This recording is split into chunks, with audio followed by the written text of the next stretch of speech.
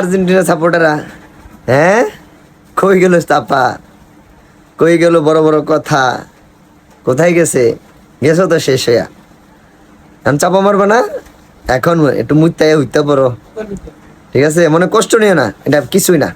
ব্যথা পাইছো, কষ্ট হয়েছে না, কোনো প্রবলেম নাই, কোনো প্রবলেম নাই।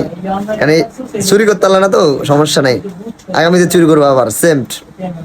কারণ মনে হয় টাকা শেষ হয়ে গেছে, বুঝছো? তোমার রেফারি কেনার টাকা শেষ হয়ে গেছে, তার জন্য তোমরা এবার মানে কাপড়া নিতে পারলা না। ইস, আমার কই দা, আমরা কিছু দান করতাম, আমরা কিছু সহযোগিতা করতাম তোমাকে টাকা দিয়া, কারণ তোমরা আবার রেফারিটারে কিনতা, কিনা তোমাকে লগে লাগাইতা।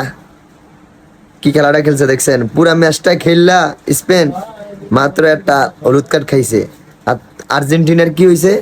4-5টা হলুদ কার্ড খাইছে, একটা লাল কার্ড খাই ম্যান্ডারে উড়ে দিছে। ইস কষ্ট, কই লুকাইবা ভাই? হ্যাঁ, এই রে চাপাবাজ, চাপাবাজ। এখন চাপার মারো না, মায়ের খাইবা কিন্তু রাস্তাঘাটে, কখনো চাপা মারবা না, পরে মার খাইতে খাইতে জীবনটা শেষ হয়ে যাবো।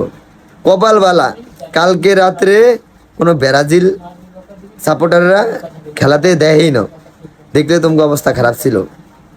কারণ চাপা মারছো না, চাপা মারছো ব্রাজিল, এইটা ওইটা সেইটা। কালকে যদি ব্রাজিল রাস্তায় থাকতো, তাই তোমরা মুখই দেখাইতে পারত না, মুখ।